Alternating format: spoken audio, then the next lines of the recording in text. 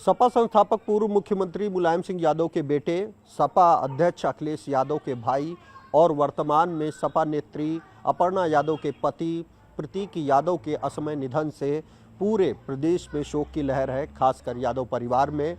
ऐसे में प्रतीक यादव के जन्म से लेकर अंत तक ये सफ़र कैसा रहा, इस पर विस्तृत बात करने के लिए हमारे साथ मौजूद हैं उत्तर प्रदेश के वरिष्ठ पत्रकार प्रमोद गोस्वामी जी, जो कि मुलायम सिंह यादव के भी करीबी रहे और 37 वर्षों तक उत्तर प्रदेश की पत्रकारिता में कई बड़ी खबरों को कवर किया है सर ने। सर, अगर बात प्रतीक यादव की करें, आपने हर वो दौर देखा है प्रतीक यादव के पूरे जीवन से जुड़ा, शुरुआत से लेकर अंत तक का उनके सफ़र की बात करें तो ये कैसा रहा है? देखिए, प्रतीक यादव की अगर बात करें तो प्रतीक यादव को अगर आप देखें तो वो बहुत सौम्य और ग्लैमर की दुनिया से बाहर का व्यक्तित्व का व्यक्ति रहा।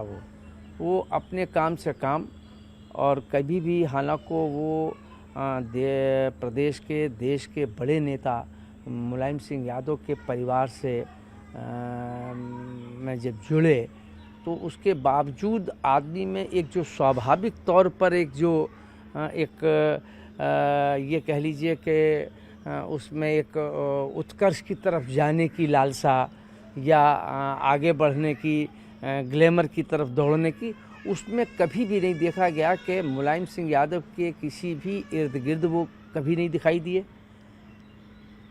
और उससे पहले भी जब साधना जी को एक धर्म पत्नी का दर्जा दिया गया, उससे पहले भी वो कभी भी और उसके बाद भी वो कभी नहीं दिखाई दिए। तो ग्लैमर की दुनिया से ये कहा जा सकता है कि उनका कोई वास्ता नहीं था। वो अपनी निजी ज़िंदगी में ज़्यादा अपने को सुरक्षित, ज़्यादा अपने को अच्छा महसूस करते थे।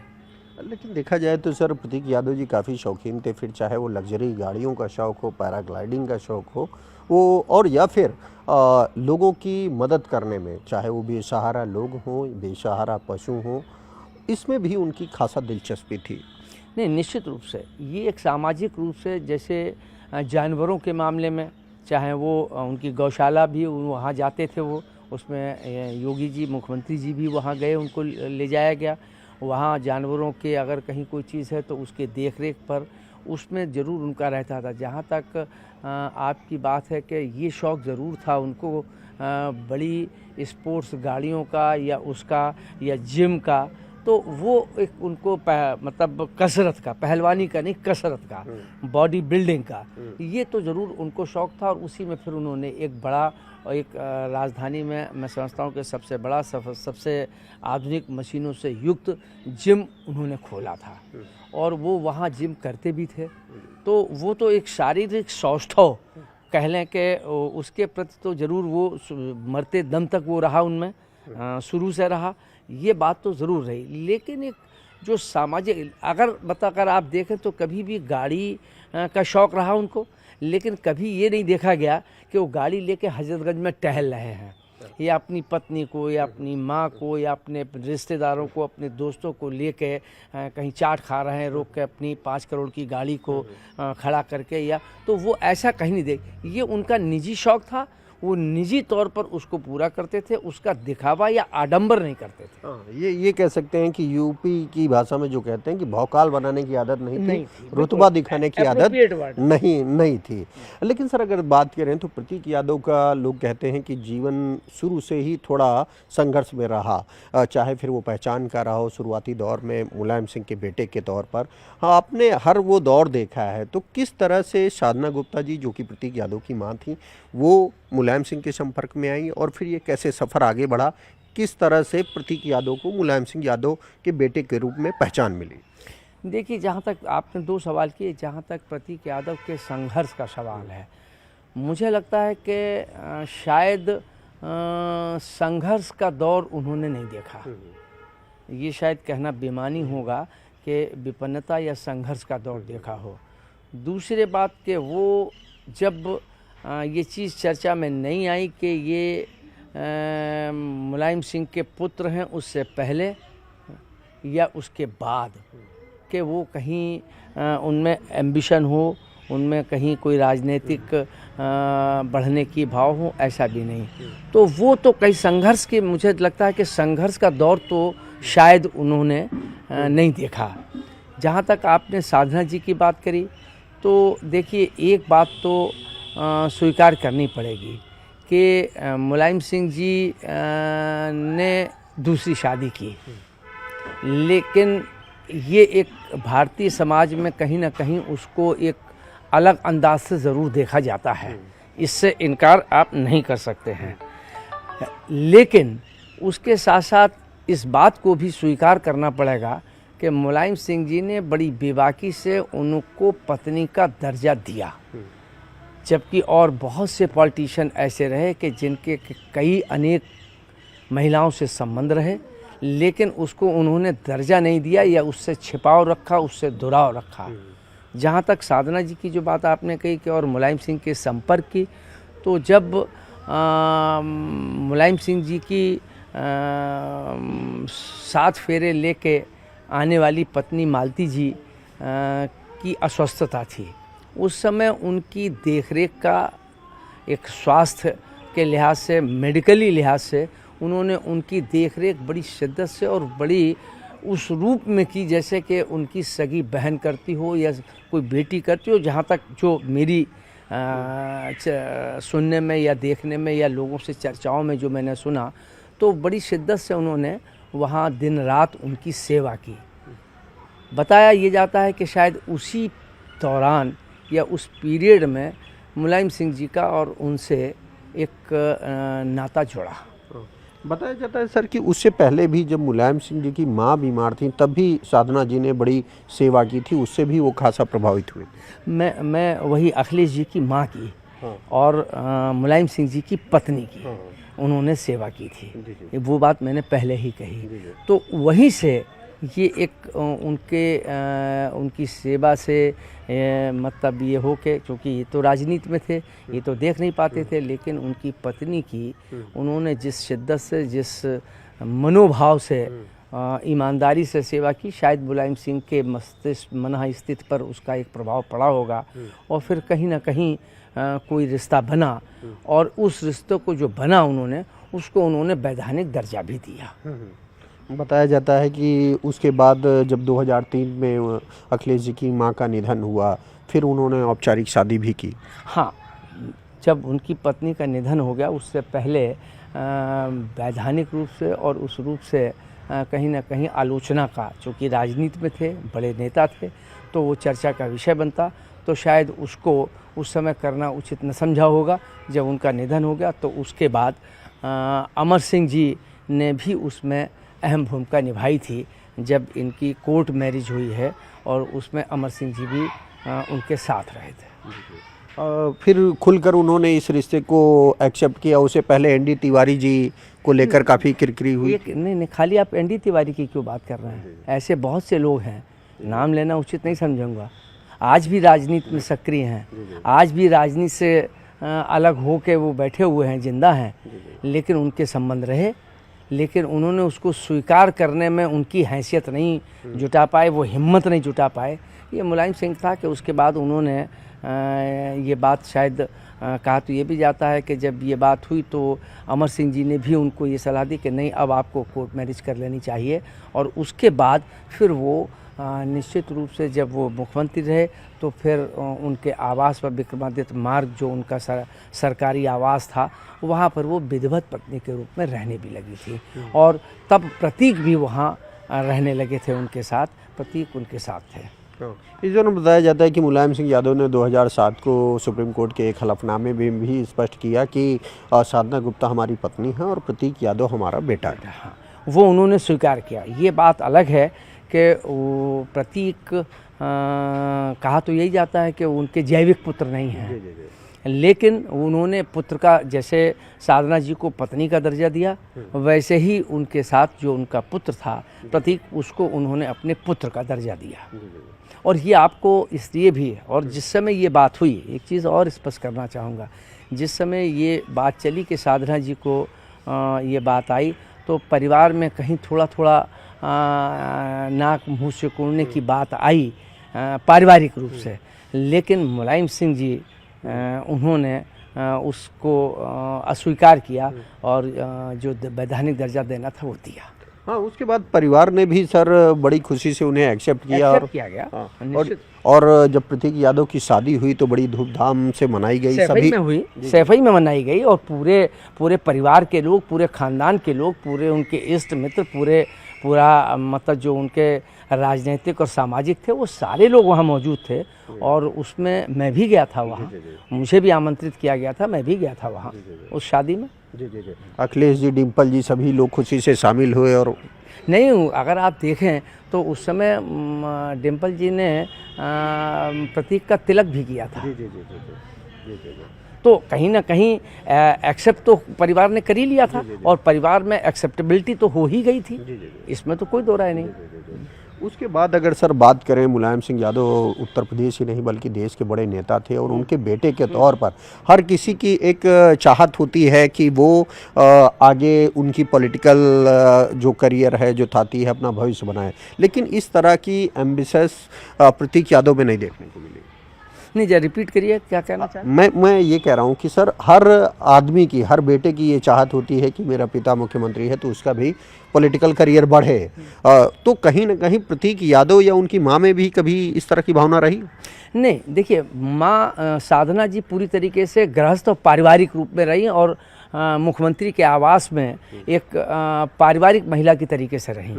और प्रतीक भी कहीं ना कहीं पूरी तरीके से कभी भी उन्होंने मुलायम सिंह जी के या उसके बाद जब अखिलेश मुख्यमंत्री बने तो तब भी कभी उन्होंने ये जताने की कोशिश नहीं करी कि हम मुलायम सिंह के बेटे हैं मुख्यमंत्री के, या हम अपने भाई अखिलेश यादव के भाई हैं।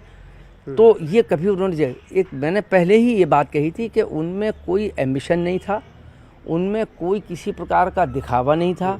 सामाजिक रूप से वो अपनी कोई उनकी ये नहीं था कि वो सामाजिक रूप से उनकी पहचान बने, राजनीतिक रूप से पहचान बने। तो वो ऐसा कोई उनमें गुण नहीं था या ऐसी उनकी सोच नहीं थी। वो खाली अपने चाहे वो उनके गाड़ियों का शौक़ कह लीजिए, चाहे उनके शारीरिक सौष्ठव की बात कह लीजिए कि उसके लिए वो अपने उसमें समय अधिक तक बिताते थे। फिर उसके बाद वो गाड़ियों को फिर उन्होंने बड़ी गाड़ी, महंगी गाड़ियाँ खरीदी। ये तो शौक़, ये उनके शौक़ थे, ये उनके एम्बिशंस ये नहीं थे कि पॉलिटिकल एम्बिशंस हों, सोशल एम्बिशंस हों, ऐसा उनमें कुछ नहीं था। जबकि उल्टे उनकी जो पत्नी थी अपर्णा, उसमें राजनीतिक एम्बिशंस ज़रूरत से ज़्यादा थे। हालांकि अपर्णा जो है वो हमारे मित्र, जो टाइम्स ऑफ इंडिया में जर्नलिस्ट रहे, हमारे साथी रहे, अरविंद बिष्ट उनकी बेटी हैं।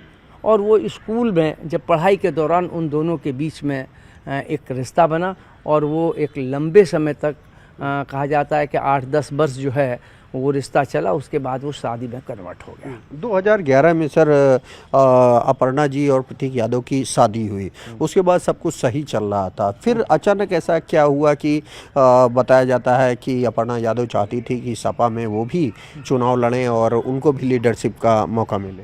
हाँ, ये बात सही है कि अपर्णा जी ये चाहती थी कि समाजवादी पार्टी में हम मतलब उस परिवार की बहू हैं, तो जैसे और परिवार के लोगों को कोई संसद सदस्य बना है, कोई विधायक बना है, कोई ब्लॉक प्रमुख बना है या पंचायत अध्यक्ष बना है, तो हमें भी, जो मैंने पहले कहा कि अपर्णा में राजनीतिक एम्बिशंस बहुत थी और बहुत हैं उसके लिए, तो वो बनी। लेकिन वो उनको वहाँ एक या तो उनमें धैर्य नहीं था, मैं कह सकता हूँ, ऐसा नहीं है कि उनको स्थान नहीं मिलता, लेकिन शायद उन्होंने धैर्य नहीं रखा और वो धैर्य न रखने की वजह से वो फिर समाजवादी पार्टी से अलग हो गई। और जो उनके राजनीतिक वैचारिक विरोधी थे, राजनीतिक विरोधी थे भारतीय जनता पार्टी, उसमें वो शामिल हो गई। शायद वहाँ से अखिलेश के और उनके बीच प्रतीक से नहीं बल्कि साधना के इस व्यवहार को लेके कहीं ना कहीं अखिलेश के मन को कष्ट पहुंचा या कहीं ना कहीं एक दूरियां बढ़ी। लेकिन सर कहा जाता है कि अपर्णा के साथ कुछ लोग कहते हैं कि प्रतीक यादव ये खुद चाहते थे कि अपर्णा को पॉलिटिकल एक्टिविटीज़ में एक्टिव किया जाए। उन्होंने ही कहा कि आप टिकट मांगिए, आप बीजेपी ज्वाइन करिए। नहीं, ये बात बिल्कुल गलत है। इस बात से मैं बिल्कुल सहमत नहीं हूँ। ऐसे कोई भी चीज़ बाहर नहीं आई कि प्रतीक ने कहा हो कि वो जाओ और आप समाजवादी पार्टी में वहाँ से टिकट के लिए अपना जोर आजमाइश करो, या इन्होंने कहा हो कि हमारी पत्नी को टिकट दिया जाए। ऐसा मुझे नहीं लगता। ये ज़रूर है कि अपर्णा ने ज़रूर इस बात के लिए उन पर दबाव डाला कि ये दबाव बनाया जाए कि हमें टिकट मिले, हम एमएलसी हो जाएं, हम एमएलए हो जाएं, टिकट एक राजनीति में हम ऊपर आ जाएं। ये एम्बिशंस तो उनमें थे, लेकिन प्रतीक में एम्बिशंस ही नहीं थे। तो इस बात को वो जानते थे और वो इस मामले में बहुत गंभीर रहे, बहुत टू दी पॉइंट बात करने वाले लोगों में रहे। वो ज़्यादा उच्छृंखल प्रवृत्ति के नहीं रहे। इसलिए ये बात तो मुझे नहीं समझ में आता है। बाकी कोई चीज़ अंदर हो तो मैं नहीं कह सकता, लेकिन जहाँ तक सार्वजनिक जीवन में या वैसे कहीं या चर्चाओं में कभी ये नहीं आया कि प्रतीक ने दबाव डाला या प्रतीक ने कोई सोर्स लगाया कि भारतीय जनता पार्टी में ही चली जाएं, क्योंकि उनका कोई राजनीतिक कहीं कोई संपर्क भी नहीं था। तो इसलिए इस बात से मैं वैसे भी सहमत नहीं हूँ कि वो उनके लिए, और अगर ऐसा हो, मैं मान भी लूँ कि प्रतीक चाहते थे, तो अगर प्रतीक चाहते तो फिर साधना जी तो उनकी माँ थी, इनकी सास थी, फिर साधना जी मुलायम सिंह से कह के टिकट दिलवा सकती थी। बिल्कुल। तो फिर प्रतीक को कहने की क्या ज़रूरत थी? तो ये प्रतीक के बारे में मैंने, हाँ ये बात हो सकता है कि अपर्णा ने ये बात दबाव डाला हो को आप कहो, लेकिन प्रतीक ने इस पर कोई वैसे ही प्रसंग में कोई बात कह दी हो कि इस पर विचार कर लें, तो वो कोई दबाव नहीं माना जाता, वो कहीं कह दिया जाए, लेकिन उसमें कहीं प्रतीक ने कोई दबाव नहीं डाला। लेकिन सर इस दौरान ये भी रहा कि प्रतीक जी अस्वस्थ हो गए और उनको काफ़ी संघर्ष करना पड़ा। वो कई लंबे समय तक अस्पताल में भर्ती रहे, उनका ट्रीटमेंट हुआ। इस बीच कहा जाता है कि वो काफ़ी टूट गए। नहीं, देखिए वो ये बात सही है कि उनके घुटने का ऑपरेशन हुआ, ये थोड़े से अस्वस्थ हुए, लेकिन वो लंबे समय तक कभी अस्पताल में भर्ती भी नहीं रहे। मेदांता में उनको दिखाया गया, पीजीआई में भी उनको दिखाया गया, लेकिन कोई ऐसा नहीं था कि वो कोई महीने भर 15 दिन कभी एडमिट रहे हों। 1 या 2 दिन रहे, उसके बाद वो वापस अपने आ गए। स्वस्थ थे वो, स्वस्थ शरीर था उनका, तो वो कोई चीज़ नहीं थी। लेकिन बताया जाता है कि जो या डॉक्टरों का ये कहना है कि जो एस्टेरॉइड दी गई वो कहीं ना कहीं उनको या तो वो ओवरडोज हो गई, जो लेने लगे वो, या वो कम हो गई हूँ और वो हुई, बाकी उनके क्लॉट जम गया। क्लॉट से डॉक्टरों का कहना था कि शायद उसकी वजह से ब्लॉकेज हो गया और उनको हार्ट अटैक हो गया, ये कारण था। लेकिन वो हाँ ये बात है कि बीच में अपर्णा जी के और उनके बीच में मतभेद की भी बात आई और उसमें तलाक देने की भी आई, और प्रतीक ने अपने उसमें डाला भी कि हम तलाक लेने जा रहे हैं। इस दौरान वो अपना विदेश में इलाज करा रहे थे और उस दौरान अपर्णा जी बताया जाता है उनके साथ नहीं थी। उस समय वो भावनात्मक रूप से टूटे। हाँ, कहीं मैंने आपसे कहा ना कि कहीं ना कहीं वैचारिक, देखिए हर परिवार में, हर पति पत्नी में कहीं ना कहीं छुटपुट वाद विवाद या कहीं वैचारिक मतभेद तो हुआ करते हैं, लेकिन वो जो पॉलिटिकल एम्बिशन था अपर्णा का, शायद वो जो ज़रूरत से ज़्यादा एम्बिशन था उनका, वो शायद प्रतीक को नागवार गुजरता था। उसको लेके ज़्यादा बहस होती थी या उसको लेके ज़्यादा मतभेद गहराए या उसको लेके एक नाराज़गी ज़रूर पैदा हुई। और जब वो गए तो ये चूँकि इनका लक्ष्य जो है वो राजनीति में सक्रिय भागीदारी निभाने का था, तो फिर उसमें कहीं ना कहीं प्रतीक की उपेक्षा हुई, जो प्रतीक को स्वाभाविक तौर पर वो अच्छा नहीं लगेगा या किसी भी पति को अच्छा नहीं लगेगा। तो शायद वो तो ज़रूर एक बात कही जा सकती है, लेकिन जब ये तलाक की बात आ गई तो इससे एक बात तो स्पष्ट है कि कहीं ना कहीं दूरियां एक सामान्य वाद विवाद से ज़्यादा थी, इसलिए उनको सार्वजनिक रूप से ये कहना पड़ा कि हम तलाक लेंगे, वरना शायद ये कहने की ज़रूरत नहीं पड़ती। लेकिन जैसे ही उनका ये स्टेटमेंट आया, ये वीडियो सामने आया, उसके बाद जो राजनीतिक तूफान मचा और फिर अपर्णा ने बात की उनसे और फिर उनका एक दूसरा वीडियो आया, उसमें भी उन्होंने इस बात का जिक्र किया कि उनके बीच जो भी मतभेद थे वो ख़त्म हो चुके हैं। लोग ये चाहते थे कि टूट जाए, परिवार की दूरियां बढ़ जाएं, लेकिन उन्होंने उन लोगों को गालियाँ भी दी। देखिए ये इसमें कई प्रकार की चर्चाएँ हैं। हम लोग चूँकि उसके प्रत्यक्षदर्शी तो है नहीं, तो जो हम लोगों ने सुना और जो समझा वो ये है कि ये जब इन्होंने भारतीय जनता पार्टी में शामिल हो गई, भारतीय जनता समाजवादी पार्टी की खुलकर आलोचना करने लगी, वहाँ तक तो ठीक है, राजनीति में होता है, वैचारिक अपने अपने एजेंडे होते हैं, पूरे किए जाते हैं, उसके लिए आलोचना भी की जाती है। लेकिन नाराज़गी तब ज़्यादा हुई और ये तब बयान आया है कि जब इन्होंने समाजवादी पार्टी का झंडा जलाया। झंडा जलाने के बाद जो है वो समाजवादी पार्टी के अंदर भी इस बात की बहुत नाराज़गी हुई और अखिलेश को भी इस बात के उल्हाने मिले और इससे तो ज़रूर नाराज़गी रही, इसमें तो कोई दो राय नहीं। और मुझे लगता है कि शायद ये वही दौर था कि उसके बाद ये आया कि हम तलाक ले रहे हैं, इसको लेके कहीं ना कहीं जो समाजवादी पार्टी के प्रतीक चिन्ह को जलाने की कोशिश की गई, उसको लेके कहीं ना कहीं प्रतीक ने आपत्ति की होगी या प्रतीक ने कहा होगा कि मर्यादाओं में और सीमाओं के अंदर रहना, क्योंकि आप समाजवादी परिवार की बहू हैं तो उस बहू का निर्वहन भी करें, वो ऐसा ना हो कि हद से बाहर हो जाए। तो हो सकता है कि इस पर अपर्णा ने भी कुछ कह दिया हो तो विवाद इतना खिंच गया हो, तो मानसिक तनाव उस दौर के बाद से ज़्यादा बढ़ गया जो तलाक के लिए उनको लिखना पड़ा। फिर बाद में चूँकि परिवार के बड़े लोग या पड़े होंगे तो उन्होंने समझाने की कोशिश की होगी, उसको पानी डालने का प्रयास किया गया होगा, तो फिर ये आया कि नहीं अब ऐसी कोई बात नहीं है, वो हम भावनात्मक रूप से लिख गए या जो भी उसका उन्होंने तर्क दिया। कुछ लोग सर ये भी कहते हैं कि एक तरफ जहां प्रतीक का झुकाव मुलायम परिवार के प्रति था, अखिलेश जी के प्रति था, तो वहीं दूसरी ओर अपर्णा यादव की पॉलिटिकल एम्बिशंस को पूरा करने के लिए उनका परिवार उनको लीड करता था। इस बात में कितनी सच्चाई है, चाहे वो पिता हो, भाई हो या मदर हो? हाँ, ये बात कही जा सकती है, ये इस बात से इनकार तो नहीं किया जा सकता है कि कहीं ना कहीं उस पर मतलब भी एम्बिशन की एक बात रही, तो शायद बेटी एक ऐसे परिवार में ब्याह गई कि जहां वो एम्बिशन पूरे हो सकते थे। तो कहीं ना कहीं कहा तो ये भी जाता है कि अम्बी बिष्ट जी जो उनकी माँ हैं, उन्होंने भी इसके लिए भरपूर कोशिश की कि इनको राजनीतिक रूप से ऊपर लाया जाए।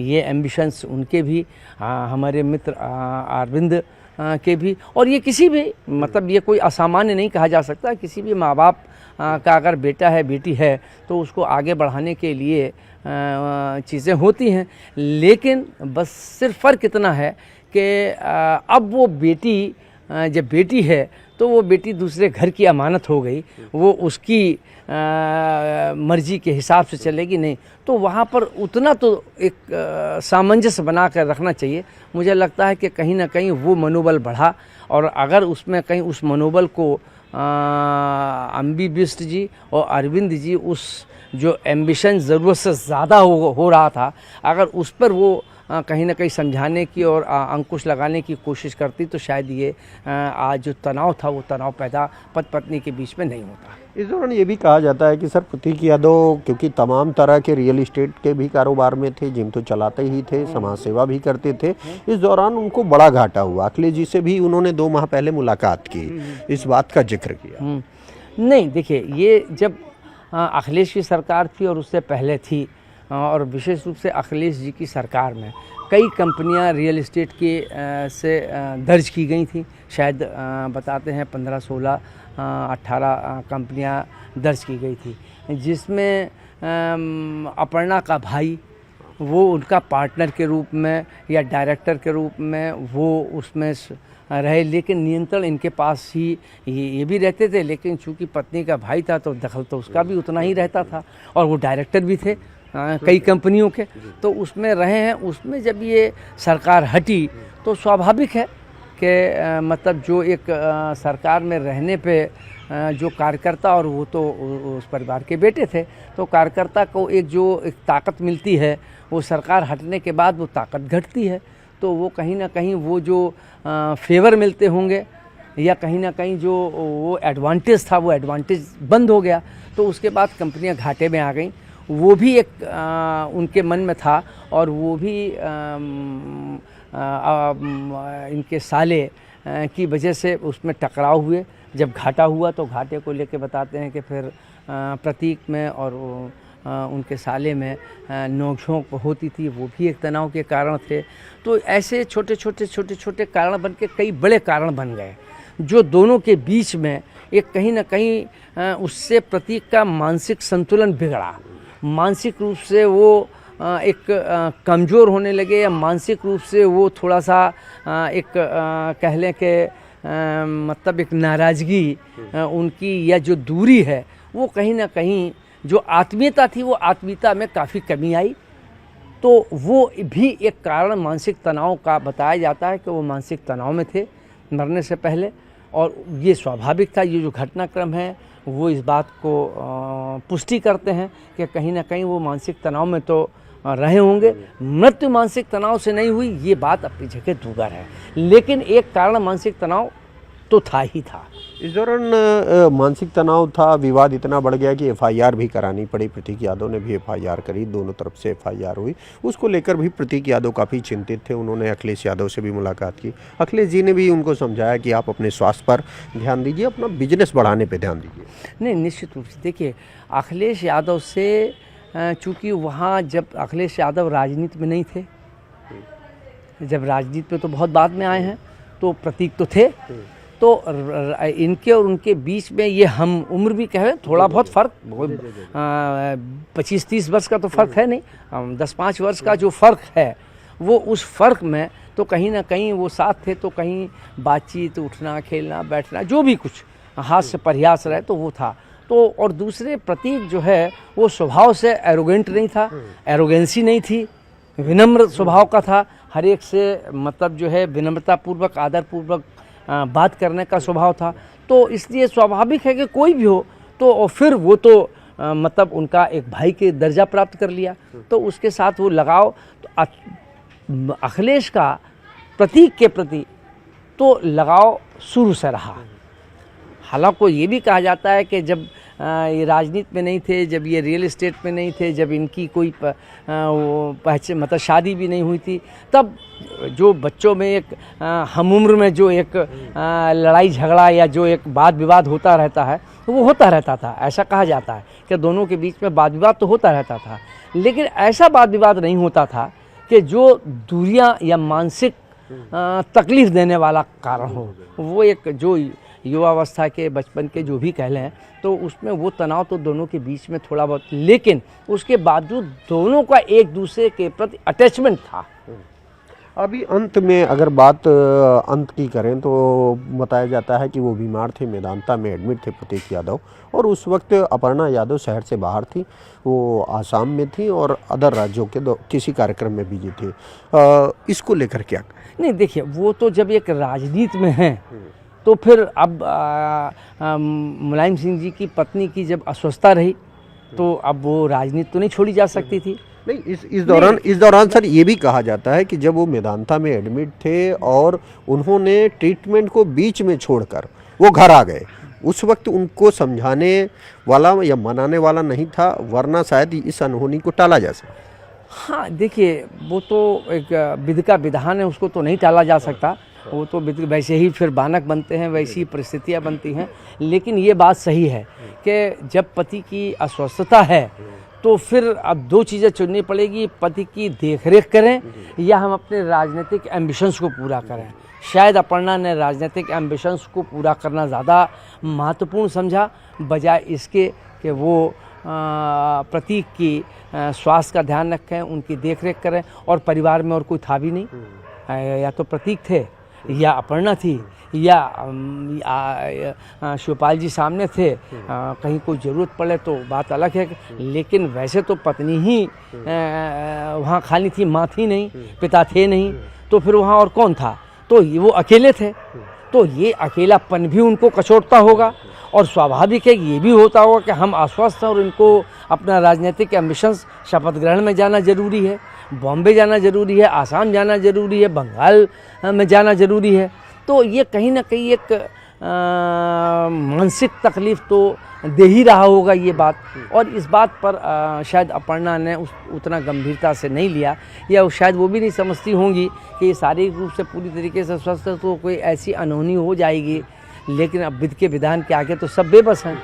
आज प्रतीक यादव का अंतिम संस्कार हुआ। इस दौरान काफ़ी मार्मिक तस्वीरें सामने आई कई। उसमें एक ये भी रही कि अखिलेश यादव जी उनकी बेटी को चॉकलेट खिलाते हुए नज़र आ रहे थे, ढांढस बताते हुए नज़र आ रहे। वो बहुत मार्मिक था, कम से वो मैंने भी देखा, लेकिन बहुत मार्मिक था कि जिस ढंग से वो बेटी छोटी थी उसको इस बात का पता नहीं कि पिता नहीं है, और जब वो जाने लगे तो वो पूछने लगी कि ये पिताजी को, पापा को कहाँ ले जा रहे हैं, तो वो अबोधपन था, तो वो चॉकलेट खा रही है, वो खुल नहीं रही थी, तो वो अखिलेश उसको खोल के दे रहे हैं। तो ये इस बात का प्रतीक है कि अखिलेश का प्रतीक के प्रति कितना लगाव, उनके बच्चों के प्रति भी लगाव, वो एक सामने दिखाई दे रहा है, इसमें तो कोई दो राय नहीं है। तो वो ज़रूर एक बड़ा मन को शॉकिंग, मतलब मैं भी देख के उस फ़ोटो को देख के, उस दृश्य को देख के मन को हुई कि देखिए, मतलब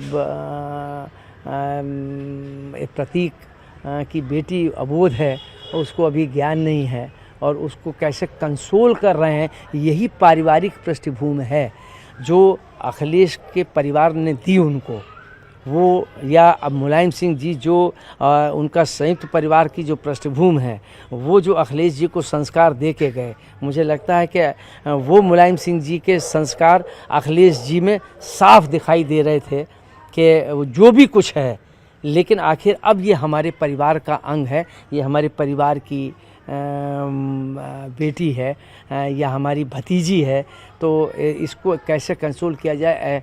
तो ये अपने आप में ये अखिलेश के संस्कारों को प्रदर्शित कर रहा था कि उनके संस्कार कितने परिवार के रूप में कितने बढ़िया, बेहतर और लोगों को जोड़ने वाले हैं। यहाँ पर सर एक सवाल और सबके मन में चर्चा में है कि एक और जहाँ पर अखिलेश जी का पूरा परिवार था, शिवपाल यादव जी मौजूद थे, सभी भाई मौजूद थे, डिम्पल यादव जी भी लगी रहीं, पूरा परिवार मौके पर था, हर एक मौके पर था। लेकिन इस दौरान जब अंतिम संस्कार किया गया तो क्या अखिलेश यादव या उनके परिवार के लोगों को जो अंतिम संस्कार की रीति रिवाज है वो पूरा करने का मौका नहीं दिया गया? उनके ससुर द्वारा, अमूमन हिंदू समाज में परिवार के लोग अंतिम संस्कार करते हैं, रिश्तेदार नहीं, तो ये फैसला किसका था? अब देखिए, ये इस पर तो कोई हम टिप्पणी नहीं कर सकते हैं कि ये फैसला किसका था, क्योंकि मैं वहाँ था नहीं। मैं ज़रूर गया था, लेकिन इतनी भीड़ थी और वो था, तो उसमें फिर वहाँ देख के चूँकि अरविंद बिष्ट हमारे सैपा हमारे साथ रहे हैं, जर्नलिज़्म में हमारे समकक्ष रहे हैं, हमारे साथ उन्होंने जर्नलिज़्म किया है, तो वो एक स्वाभाविक संवेदना व्यक्त करने के लिए मैं गया था वहाँ पर। लेकिन ये क्या हुआ या नहीं करने दिया गया, लेकिन इसका अधिकार तो प्रतीक के परिवार को ही है, वो अपर्णा के परिवार को नहीं होता है, हमारे धार्मिक मान्यताओं के आधार पर। अब वो बहुत सी चीज़ें अब क्या रहा, क्यों रहा, कैसे रहा। कुछ लोग ये भी कह रहे हैं कि सर अगर यादव परिवार नहीं तैयार होता तो बेटियों द्वारा कई जगह अब तो मुखाग्नि दी जा रही है, तो उनके द्वारा, क्योंकि वो परिवार का हिस्सा मानी जाती हैं। नहीं, ये बात तो सही है, मतलब आप ये छोड़ दीजिए, ऐसे एक नहीं अनेकों उदाहरण हैं। हमारे भी यहाँ एक बड़े सीनियर जर्नलिस्ट रहे, हमसे सीनियर थे आनंद द्विवेदी साहब, उनकी 2 बेटियाँ थीं, उनकी बेटियों ने उनको कंधा दे के उनको निकाला और वहाँ उन्होंने मुखाग्नि दी, तो वो तो एक है, इसमें तो कोई दो राय नहीं, तो वो दे सकती हैं। लेकिन ये मतलब संस्कारों को से इतर हट के जो किया गया, वो किन कारणों से किया गया, क्यों किया गया, उसके पीछे क्या था, इस पर हम कोई टिप्पणी नहीं कर सकते, क्योंकि मैंने उसको देखा नहीं, इसलिए टिप्पणी करना मुनासिब भी नहीं होगा। तो जैसा कि आपने सुना, उत्तर प्रदेश के वरिष्ठ पत्रकार प्रमोद गोस्वामी जी ने बताया कि किस तरह से प्रतीक यादव का जीवन की शुरुआत हुई और किस तरह से अंत हुआ। पहले मां का निधन हुआ, माँ बाप नहीं रहे, अंत में जब उन्हें ज़रूरत थी तो अपनों का साथ नहीं मिला, और यहाँ तक कि अंतिम संस्कार भी किसी दूसरे द्वारा किया गया। हालांकि जो प्रतीक का व्यक्तिगत स्वभाव था, जो लोगों की मदद करने का उनका स्वभाव था, जो उनकी मदद करने की पहल थी, उसको आज पूरा उत्तर प्रदेश ही नहीं बल्कि पूरे देश में जो उनके जानने वाले हैं, जो उनके चाहने वाले हैं, वो उसे याद कर प्रतीक यादव को आज उन्होंने अंतिम श्रद्धांजलि दी है। प्रतीक यादव हमेशा उनके दिल और दिमाग में जिंदा रहेंगे। कैमरामैन मनोज शाही के साथ राजीव प्रताप सिंह, न्यूज़ 18 लखनऊ।